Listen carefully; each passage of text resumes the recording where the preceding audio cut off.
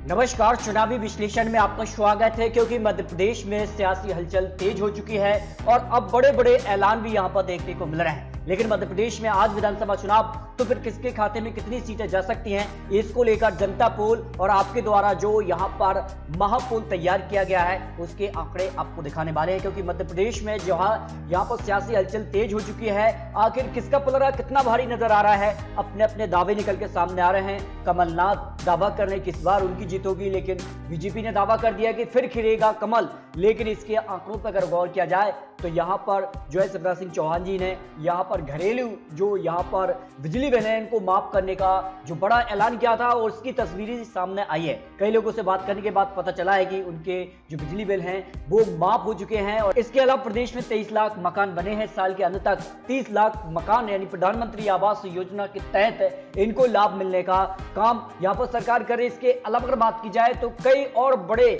जो है ऐलान सरकार ने किए हैं। अगर बात की जाए तो यहां पर किसानों का जो बकाया यहां पर ब्याज दर है उसको भी माफ करने का काम सरकार ने किया है। इसके अलावा अगर बात की जाए तो यहां पर काफी ज्यादा यहां पर जो है बजट में भी यहां पर कई बड़े कदम उठाए सरकार ने। अगर बात की जाए तो प्रधानमंत्री आवास योजना को ज्यादा यहां पर महत्व रख रही है। हर एक यहां पर गांव की बात की जाए तो गांव में ज्यादातर लोगों को जो है प्रधानमंत्री आवास योजना का लाभ, जिन तक अब तक यहां पर इस योजना का लाभ नहीं पहुंचा है, तो इस साल तक काफी ज्यादा लाभ देने का काम सरकार कर रही है और ये बड़े ऐलान हुए हैं। लेकिन आपको बता दें कि मध्य प्रदेश विधानसभा चुनाव 230 सीटों के लिए जो पोल तैयार किया गया है, क्या कांग्रेस की वापसी या फिर खिलेगा कमल, इसमें अगर बात की जाए तो यहां पर 1500 के करीब जो यहां पर लोगों ने राय रखी है, इसमें बीजेपी का पलड़ा भारी रहा है। 68% लोग यहां पर बीजेपी के पक्ष में रहे हैं। अगर बात की जाए तो कांग्रेस को 28, आम आदमी पार्टी के साथ 3% और अन्य की बात की जाए जिसमें एसपी बीएसपी अन्य यहाँ पर निर्दलीय आ जाते हैं, 1% लोग अन्य के पक्ष में भी जाते नजर आ रहे हैं। यानी इस पोल के हिसाब से अगर बात की जाए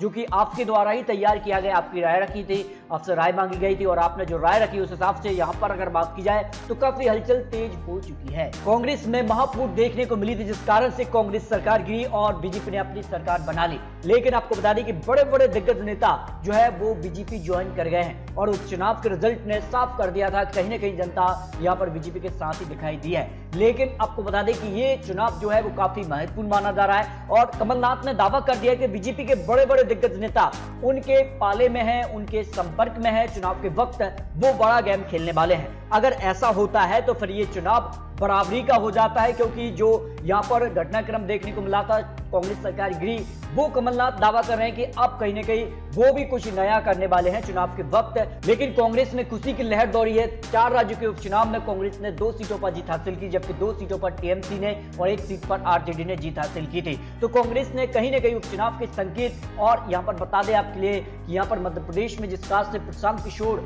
और यहाँ पर बात की जाए तो अन्य जो नेता रहे हैं, प्रशांत किशोर यह माना जा रहा था कि कांग्रेस में शामिल होंगे, लेकिन प्रशांत किशोर की रणनीति के तहत ही मध्य प्रदेश विधानसभा चुनाव को लेकर तैयारियां शुरू हो रही हैं और ये माना जा रहा है कहीं ना कहीं प्रशांत किशोर कहीं चुनावी विश्लेषण है और कहीं ना कहीं उनका अनुमान है, वो जो रणनीति के तहत काम करते हैं वो काफी महत्वपूर्ण हो जाता है। लेकिन मध्य प्रदेश में आज विधानसभा चुनाव होते हैं तो फिर किसके पाले में कितनी सीटें जा सकती हैं, इसको लेकर आपको चुनावी आंकड़े, चुनावी अनुमान दिखाते हैं। आपको बता दें कि दमोह की 4 सीटों में से बीजेपी को यहाँ पर 3 ही सीटें, जबकि कांग्रेस के पक्ष में 1 सीट जा सकती है। इसके अलावा छिंदवाड़ा की 7 सीटों में से बीजेपी के पक्ष में 3 सीटें, जबकि कांग्रेस को 2 सीटें, 1 सीट बीएसपी और 1 सीट अन्य के पक्ष में जाने का अनुमान हो सकता है। इसके अलावा दतिया की 3 सीटों में से बीजेपी को 2 सीटें, 1 सीट यहां पर कांग्रेस के पक्ष में जा सकती है। ये माना जा रहा है कि मध्य प्रदेश को लेकर यहां पर जिस प्रकार से बीजेपी के बड़े बड़े दिग्गज नेता यहां पर तैयारियों में जुट चुके हैं और कहीं न कहीं जो है कमलनाथ यहां पर आगे दिखाई पड़े हैं, उसका फायदा बीजेपी को मिल सकता है।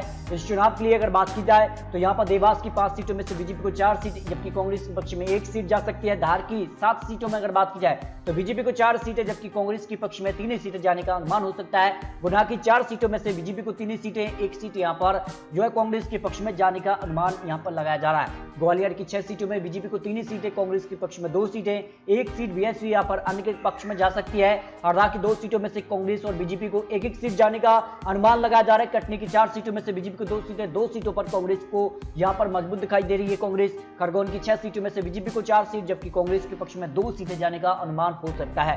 मंदसौर की 4 सीटों में से बीजेपी को 3 सीटें, 1 सीट यहां पर कांग्रेस के पक्ष में जा सकती है। मुरैना की 6 सीटों में से बीजेपी को 4 सीटें जबकि कांग्रेस के पक्ष में यहां पर 2 सीटें जा सकती हैं। अगर बात की जाए जिसका से बड़ा उलटफेर देखने को मिला था यहां पर ज्योतिरादित्य सिंधिया समेत बड़े बड़े दिग्गज नेता जो कि इन इलाकों में माने जाते हैं, और ऐसे में अगर बात की जाए तो कांग्रेस का पलड़ा भारी था। लेकिन अब जो बड़े दिग्गज नेता हैं वो कांग्रेस छोड़ बीजेपी में आ चुके हैं। इस कारण से यहां पर कांग्रेस को नुकसान होता दिखाई दे रहा है। जबकि नरसिंहपुर की 4 सीटों में से बीजेपी को यहां पर 2 सीटें, 2 ही सीटों पर कांग्रेस को जीत मिलने का अनुमान हो सकता है। नीमच की 3 सीटों में से बीजेपी को 2 सीटें, 1 सीट कांग्रेस के पक्ष में जा सकती है। पन्ना की 3 सीटों में से बीजेपी को 2 सीटें, 1 सीट कांग्रेस के पक्ष में जाने का अनुमान यहां पर दिखाई दे रहा है। राजस्थान की 4 सीटों में से बीजेपी को 2 सीटें, 1 सीट कांग्रेस यहां पर बात की जाए बीएसपी या फिर अन्य के पक्ष में, जिसमें आम आदमी पार्टी भी काफी यहां पर माना जा रहा है कि 3% लोग यहां पर आम आदमी पार्टी को भी देखना चाहते हैं मध्य प्रदेश में। अगर बात की जाए राजगढ़ में 5 सीटों में से बीजेपी को 3 सीटें, कांग्रेस के पक्ष में 1 सीट जा सकती है। रतलाम की 5 सीटों में से बीजेपी को 4 सीटें, कांग्रेस के पक्ष में 1 सीट जाने का अनुमान यहां पर दिखाई दे रहा है। अगर बात की जाए रीवा की 8 सीटों में से बीजेपी को 5 सीटें, कांग्रेस के पक्ष में 3 सीटें जाने का अनुमान यहां पर दिखाई दे रहा है। सागर की 8 सीटें जहां से बीजेपी के 3 बड़े मंत्री हैं और ऐसे में बीजेपी का यहां पर पलड़ा भारी है। बीजेपी को 6 सीटें जबकि कांग्रेस को यहां पर 2 सीटों पर जीत मिल सकती है। सतना की 7 सीटों में से बीजेपी को यहां पर 4 सीटें जबकि कांग्रेस के पक्ष में 3 सीटें जा सकती हैं। सीहोर की 4 सीटों में से बीजेपी को 2 सीटें, 2 ही सीटों पर कांग्रेस को जीत मिलने का अनुमान हो सकता है। सिवनी की 4 सीटों में से बीजेपी को 3 सीटें जबकि कांग्रेस को 1 सीट पर जीत मिलने का अनुमान है। शहडोल की 3 सीटों में से बीजेपी 2 जबकि कांग्रेस के पक्ष में 1 सीट जा सकती है।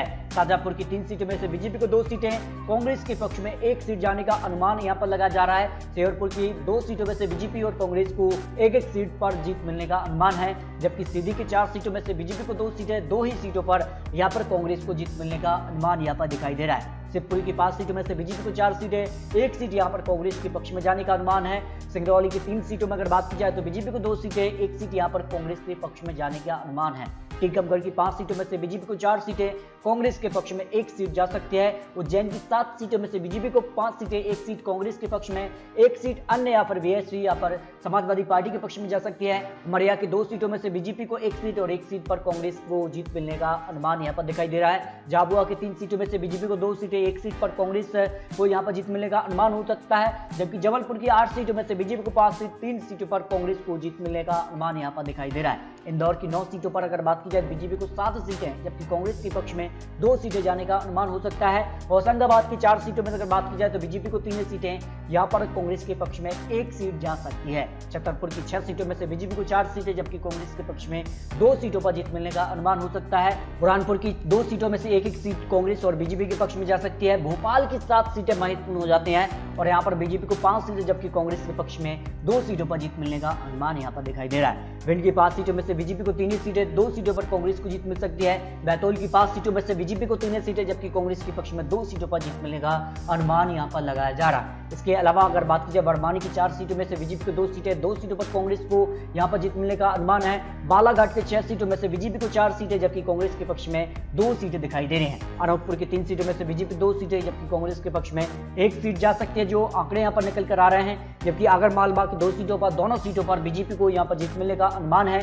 विदिशा की 5 सीटों में से बीजेपी को 3 सीटें जबकि कांग्रेस के पक्ष में यहां पर 2 सीटें जा सकती हैं, जो अनुमान यहां पर लगाया जा रहा है। यानी 230 सीटों पर जो अनुमान यहां पर ओपिनियन पोल ने लगाया है, जो यहां पर आपके आंकड़े रहे हैं, जिनमें अगर बात की जाए तो कांग्रेस को यहां पर 88 सीटें जा सकती हैं, बीजेपी को 100 यहां पर 59 सीटों पर जीत मिलने का अनुमान लगाया जा रहा है। क्योंकि अगर बात की जाए तो पोल जो तैयार किया गया है उसमें 68% लोगों का मानना कि बीजेपी को यहां पर जीत मिल सकती है, जबकि यहां पर बात की जाए तो 28% लोग यहां पर कांग्रेस को यहां पर जीत की तरफ दिखा रहे हैं। लेकिन ये चुनावी आंकड़े, चुनावी अनुमान है। आपको बता दें कि आने वाले वक्त में क्या कमलनाथ का जो दावा है कि कई बड़े नेता जो हैं वो बीजेपी के जो है उनके संपर्क में है, अगर वो चुनाव के वक्त अगर यहां पर जो है दल बदल देखने को मिलता है तो फिर बड़ा उलटफेर हो सकता है। क्योंकि यहां पर बात की जाए तो काफी हलचल है और कमलनाथ हो या फिर बीजेपी हो, बड़े बड़े ऐलान करते नजर आ रहे हैं। अपनी राय कमेंट बॉक्स में रख सकते हैं। और जो यहाँ पर मध्य प्रदेश हो, राजस्थान, छत्तीसगढ़, अन्य